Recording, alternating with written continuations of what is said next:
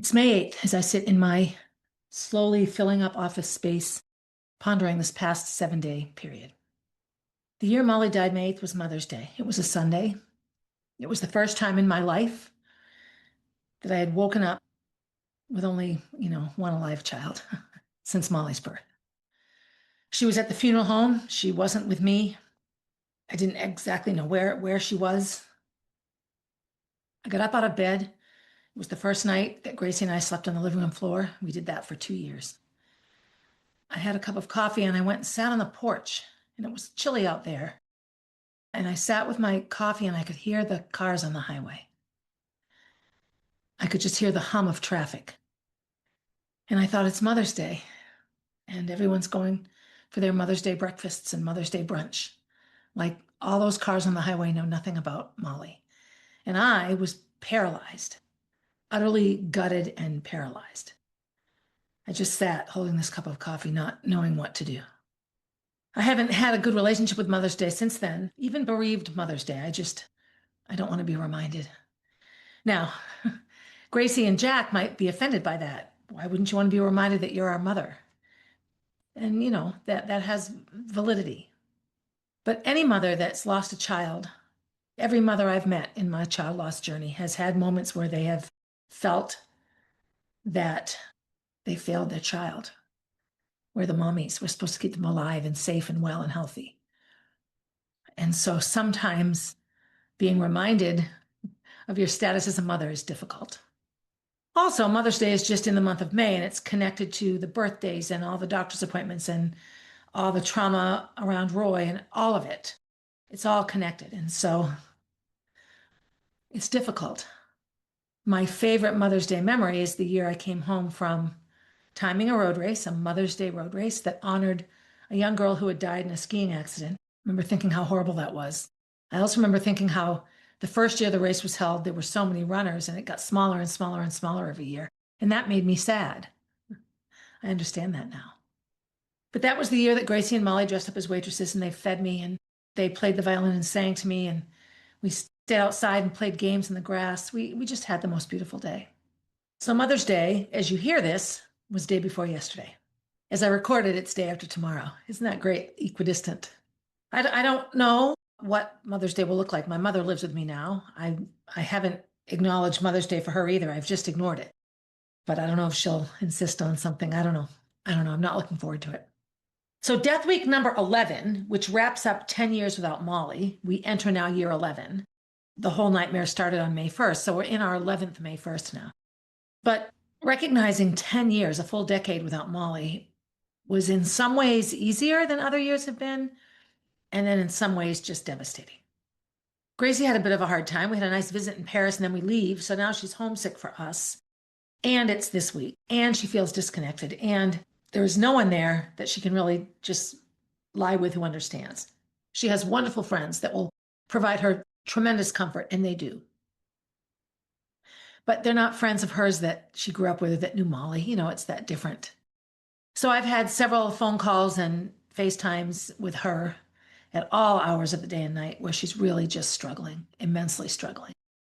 This is the first year that there won't be a Molly WOD connected to her death date. I haven't organized one. Only one person in all of my CrossFit communities has asked about it. Wonderful, wonderful friend of mine, Paula. She's fantastic. She reached out and asked about it because she remembered they did it on their camping trip last year. And I said that I hadn't organized it yet. Time goes by and other people are going to forget. It's not as meaningful for them. It's not their daughter. More and more people in my communities never met Molly, so it's just different. And we have to morph with the change. We have to grow with the change. I want the Molly WOD to continue. It's a wonderful CrossFit example of memorializing somebody and honoring their existence. And typically, hero workouts and honor workouts coincide with the death date of the person being honored. So I guess it needs to stay in or around May because that would make sense. I haven't quite decided what to do with that. We did it in December one year, I remember. So, who knows? It doesn't have to be. Maybe I need to let go of it a little bit. And here we are, what it's like to be grieving your lost child 10 years later. Yesterday at noon, May 7th, I went to the cemetery and sat with Molly's gravestone, lied down in the grass, because I was in bed with her when her heart did its final beat. As I was there, I had a couple of really significant occurrences. One was a couple of days ago. I ran into Tim Sullivan. He's a Concord resident, a teacher, who lost a child 7 years prior to Molly. His son was 10 and died in a choking accident. It was horrifying. And when Molly died, the graves of our children are close, and so he took really good care of me. I remember thinking, he's 7 years into this and he still comes to this grave every day. You know, and I was a week, 2 weeks into it, and I didn't even know how to wrap my head around time. So I ran into him. He's lost a second child now. His adult son died of a seizure in his sleep. And I don't, you know, I just hugged him. I just hugged him. I have nothing I can say to you that will make any of this better. But we talked a little bit about the passage of time and what that does to grief and loss and mourning and how it affects life. And then as I'm sitting at Molly's grave yesterday, I see a man setting up a gravestone, and I've never really seen this procedure. There's a whole method to it, obviously, of setting the granite on the grass and putting the gravestone on top of the base and all of it. It took him a good hour anyway to get it really set. And it was my childhood friend Michelle Cormier's husband, who died several years ago of cancer. It was his gravestone. It was next to Ninny. And so I went over to just say to the man, what a beautifully tragic job you have. And I'm here visiting my daughter. And he says, I know, I did her gravestone. And it was Ricky. It was Ricky DeVoid. Now, growing up on Essex Street, behind me, my backyard abutted Belinda's backyard. And Belinda had a son named Ricky. And when I came home to Concord to teach, Ricky was the sixth grader at Walker School. And boy, did he look just like Belinda. Years later, now I'm back in Concord. I'm teaching for years and years, longer than, 20 years or so after teaching Ricky. And I'm working at 33. And I get a student, Brooke, and her last name is DeVoid. And she walks in, and I look at her face, and I'm like, your dad's Ricky DeVoid, isn't he? And she's like, yes. I'm like, and your grandma's Belinda, right? Yes. How do you know this? So this is a family I've known. So here we are in the cemetery.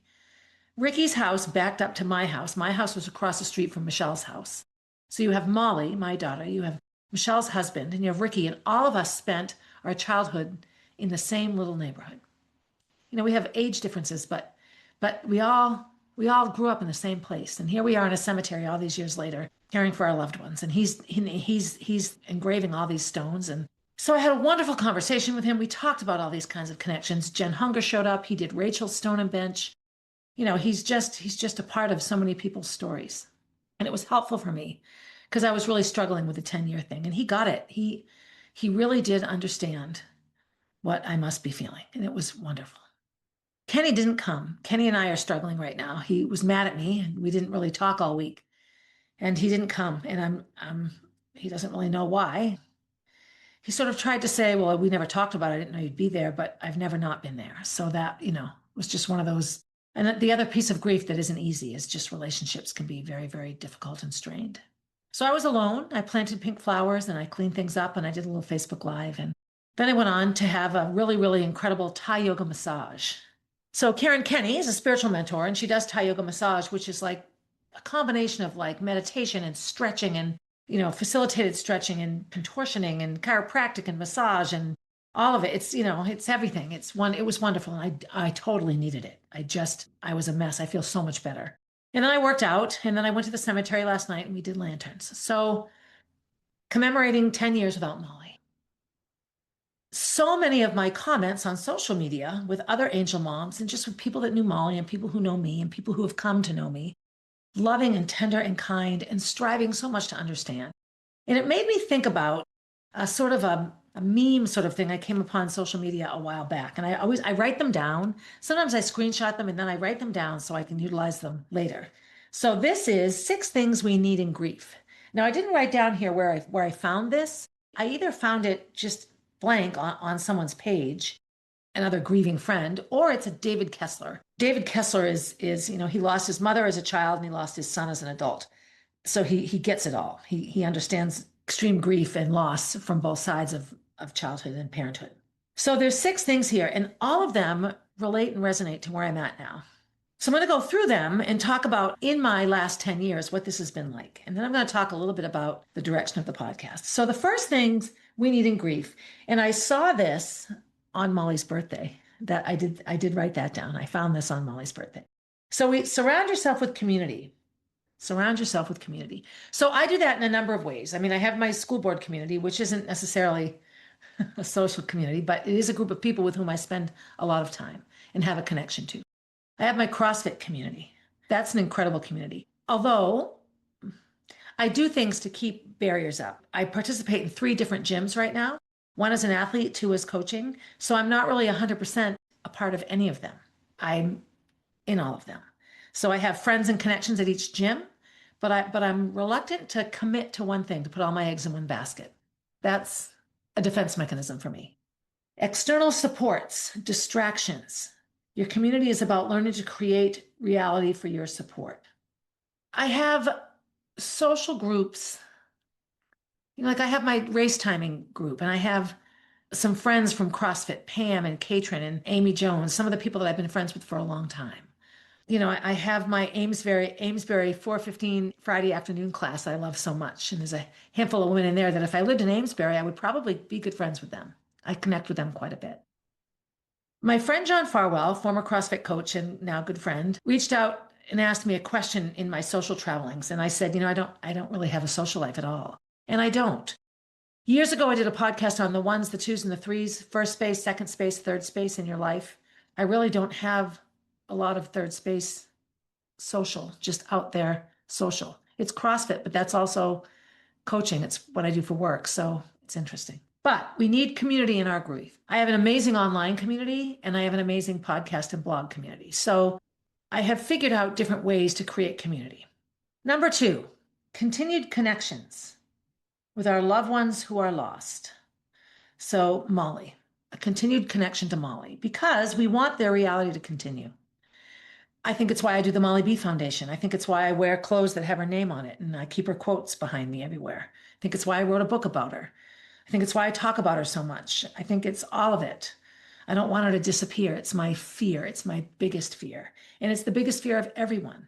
I did a Facebook memory a couple days ago with, Kathy Schaefer up in upstate New York. Her daughter Molly died. Our daughter Molly's share birthdays and death days that are near each other's birthdays and death days. It's lots of connections there. The bench on Molly's grave came from a bluestone quarry in upstate New York that her brother works at or owns. So many connections, right? I posted something about her Molly and my Molly, and she was so grateful, so utterly grateful that I was willing to post that. Of course I am. I can't think of my Molly this time of year without thinking of her Molly. It's all the time. A lot of my grief support groups, a lot of my podcasting and blogging centers around creating community where I can talk about Molly. Number 3, and this one brings up Gracie a little bit. Your grief does not define you, except sometimes it most certainly does. But in the big picture, it does not. This is a personal journey. Get to a place where you build positive moments. Grief can be a color in the painting of your life. I love that. Grief can be a color in the painting of your life. So sometimes it's magenta pink. And sometimes it's such a pale pink you can hardly tell that it isn't white. Right? The changing tenor and levels of grief. I talk about Molly all the time. It comes up in conversation always. And Gracie sometimes gets uncomfortable with me a little bit about it. And she'll say, I don't want to introduce myself with my trauma. I don't want to make everyone, dump all my trauma on everyone I meet. And, she's in a different phase in her life. She's 25. She's surrounded by people. Most people don't have the life experience to have gone through what she's gone through in a very short time. She doesn't want to be a drag or bring anyone down. She doesn't want to be that person that nobody wants to be around. And so she keeps a lot of her hurt and sadness and fear inside. Let me be clear, she has incredible friends and she has friends with whom she can share all of these things, and she does. But letting her grief define her is a much bigger issue for her than it is for me, at least in day-to-day life, as far as I can see. I could give a flying fuck, quite frankly, if I make people uncomfortable. Oh, well, too bad, so sad. And that's just me at 62, almost 63, versus Gracie at just 25.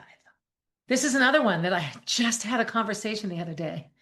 Treat yourself as your best friend. I was talking to David, who I've been working with. He's had the back injury and everything. He was having a really bad day, just a terrible day. And he was exhibiting all or nothing behavior. I either have a great day or I suck. And so I was pointing this out to him and he sort of started laughing at me. But I said, look, it's me. And I shared with him a piece of my Carolina appointment about all or nothing. And so I got back from Paris and my life is disheveled and it's death week and I'm behind on everything. And I thought, if I have 20 minutes of free time anytime during the day, I'm going to move 2 shelves worth of books. I'm going to do a 20-minute task to move things into my office. And I have a ton of stuff move in here. It's nowhere near ready, but it's so much better than it was a week ago. It was a week ago today that we got home. That all or nothing thinking, that I'm hard on myself. Like I feel like I'm so out of shape and I can be so hard on myself in the gym. I was sharing a story about doing kipping pull-ups at the gym in France. One of the coaches being so impressed that I could do them. Like, wow, you're strong for 62, and all the burpees. And they just thought I was this unicorn of an athlete. And, I just feel like right now I'm just fat and out of shape. That's how I feel. That was me not treating myself as my best friend.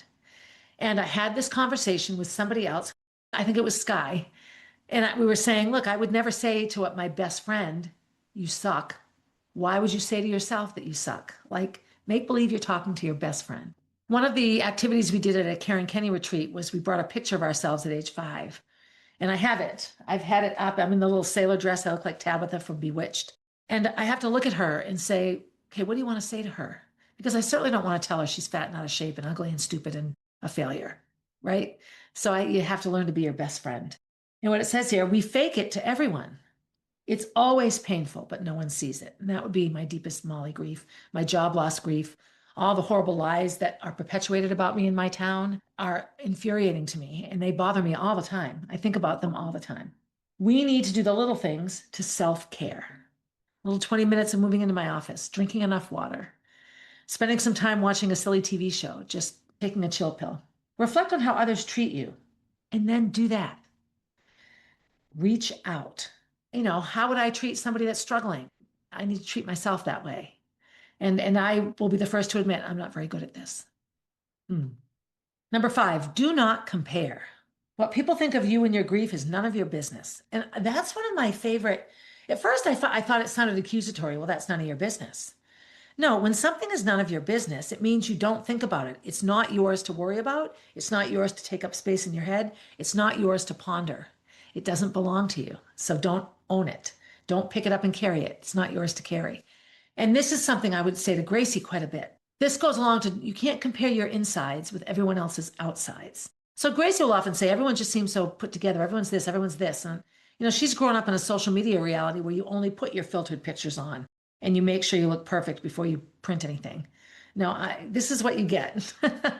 No makeup, no hair color now. I haven't even brushed my hair today, really. Comparing to others. And I do this quite a bit. I look at some people that have had really successful foundations, and I feel like I'm marching along with Molly's, and I realize, oh, okay, I can only compare myself to myself. So, there's that. I'm, doing that. Do not compare. And that's a hard one. It's hard for me not to compare year to year. 2 years ago, for whatever reason, or 3 years ago, I think, the Molly WODs were huge. Like several gyms did them. There were pictures with a ton of people. I had all these pictures of people wearing pink and having done the Molly workout. This year, I don't even know that it will happen. And here's the thing. It doesn't matter. It doesn't matter. Everything is growth and change, and it will be fine. It will be fine. And the number 6 one, and this is something I'm better at than I was in years past, and it matches up with the getting away from all or nothing thinking. Count your wins. This isn't gratitude necessarily, just the little wins. For example, I took a shower today. Now, I haven't taken a shower today, but that's an example. I distinctly remember the first shower I took in this house. And it was about 5 months after Molly died. And it was just too chilly to take one outside. And I didn't want to go to the Y. And I stunk and I needed a shower. And I cried and cried and cried. But I did it. I took a shower in the house. That's a piece of advice I give to people all the time. I say it to David all the time with his little wins. Look, you walked back and forth across your office 4 times today. You couldn't do that yesterday. That's a win. Go sit in the recliner and enjoy the win. Trying to celebrate the little wins along the way. So we've wrapped up year 10. It's May 8th right now. Gracie called me at 5:50 this morning, so it's lunchtime for her. Sobbing, just hysterically sobbing. Just overwhelmed and just having a really hard time and not knowing what to do. And, she was just a mess. I talked her off the cliff a little bit and shared some funny stories and sort of got her in a place where she was okay. And I haven't talked to her since, and I haven't seen a message from her. If you're watching me, I'm checking my phone. Yep, I haven't seen any messages, so I imagine she's okay. What I love about Gracie is she reaches out. What do we do now? I remember the doctor saying, give yourself to 5 years, and we did. And now we've had another 5 years. And so now we're at a point where, for the majority of the people on the planet, Molly becomes somebody that we once knew and was once alive, that somebody is meeting for the first time through us. The number of people that we connect with on a daily basis that knew Molly diminishes and diminishes and diminishes. Eventually, it's likely just family. And all this time has gone by for them as well. So, for example, Elaine and Rebecca's boyfriend Corbin came to the grave last night. They do every year. They're wonderful about this. They just hung out with us and we did the lanterns, and Jack is in love with Trudy, the dog. He's actually quite in love with Elaine. So I think I need to set up some play dates. But they knew Molly, but it's been 10 years for them and they were just friends. 10 years ago, when you're 25, 10 years ago, you're 15, 10 years before that, you're 5. 10 years is forever. And for me, it's a blink of an eye. Those things come around as well. Gracie and I had a long conversation about how people age differently, and there's nothing for us to compare Molly's aging to. I feel like she still looks the same age as all her friends look now, until you look at what they looked like the week that she was on life support, and they look like children. They're just so little. These are all things that become intricate and tricky as grief goes along. One other little story I really want to share is I do an adult jazz class. We were doing our when did you graduate from high school, and the youngest person in our class is 23. She graduated 2021, which is Molly's year. So later on in the class, I said, so you were born in 2003? And she said, yes. And I'm like, when's your birthday? April 2nd, she says. Molly was born April 1st. So I'm like, oh my God, you were born one day later than Molly. Oh my gosh. Like within hours, these two little babies came into the world. She grew up on the Cape. I didn't say anything to her about Molly being dead. She doesn't know me. But there's another woman in the class, Jamie, whose brother died just about 3 years ago in an accident. And so we commiserate because she's lost sibling and, she's watched her parents go through all of this. He was in his 20s. So I said, I have to tell you something. And I told her the whole story. And she was just like, oh my God. And I'm like, thank you for letting me tell you. I needed to tell somebody. She totally got it. She got how weird it was that the birthdays were so close. She thought that was the whole conversation even occurring was Molly's way of getting me to think about her and like a little sign. And, only someone that's gone through what we've gone through could just handle it and accept it for what it was instantly in real time. And she did, and I was so grateful for her. This is, Angel Mom, year 10. This is Dead Molly, year 10. It just becomes different. Easier to talk about in some ways. Other things still bring me to tears. But in general, I'm 10 years up the highway compared to the day I set foot on the highway. Cindy Flanagan's highway analogy. This episode sort of wraps up season 12. So I started season 12 like last fall, almost a year. And it was like spilling the tea. And initially, I've said this before, I was going to tell the real story of a lot of things. And as I started planning it, it started to feel negative. Like truth telling doesn't have to be vindictive. And I didn't have a way to wrap my head around what I was trying to do. So it just became another sort of year.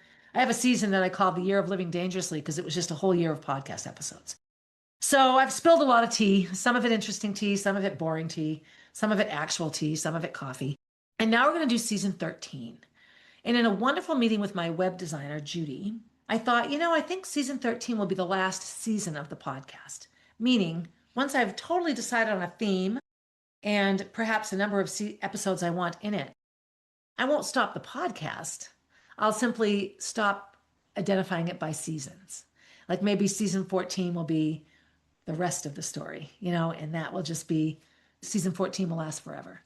I suppose season 13 could last forever because Molly, she'll be 13 forever. So these are things I'm going to toss around. But I do know that I'm going to bring to closure a number of the events I've shared and talked about on the podcast.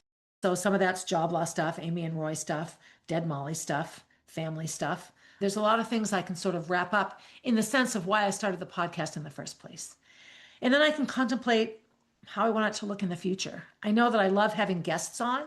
I love having regular people that have done amazing things, like the 3 female and 1 male authors that I've had on here. How amazing is that? Just regular people that wrote and published books. Like, good for them. And then I love having people that have experienced trauma on here. Having, Stephen and Evelyn Kidder come and talk about losing Leslie. What a wonderful episode that was. And such beautiful conversations. So I know I want to keep having guests. I want Gracie to come on a lot. And the final thing I think I want to include more in the podcast is my years and years as a runner. I went back and worked the Boston Marathon again. I talked about that a couple of episodes ago, and I've been doing running, trying to get 5 runs a week in. Now, it might be 2 400s, it might be just the running and a CrossFit workout, but just running. I'm signed up for a High Rocks race, signed up for a couple of road races, so I would love to re-enter the world of running and reconnect with so many amazing people, which I think would also help everything else. So that's where I'm at on this May 8th, almost Mother's Day, just past Mother's Day as you listen, trying really hard to piece together a productive and normal and successful life with dead Molly and dead baby Gordy and all that goes with it. Thank you for listening. Always thank you for listening. I appreciate it. If you have ideas, please feel free to send them along. I don't get tons and tons of feedback when I put things out there, like in my emails or ask questions or online. So I'm hoping to further engage my audience, but that's okay. Either way, be good to yourself. Be good to yourself. Find a list of 6 things you need in your life and try to honor those and create boundaries for yourself. Be good to someone else. Take a listen. Really watch somebody and see what they have to say and how they say it. And as always, have a good day, everybody. Hey, thanks for listening and supporting the podcast. Feel free to leave a review and share my stories with your friends. Please reach out with your own stories, as I love connecting with my listeners. If you would like to get to know Molly, head over to mollybfoundation.org to see what she is all about. If you want to see what I'm up to next, you can find me on Instagram at barb_444, on Facebook as Barb Higgins, and at my website, 1000tinysteps.com. And while you're there, sign up for my newsletter, a weekly way to find out what's up in the life of Barb Higgins.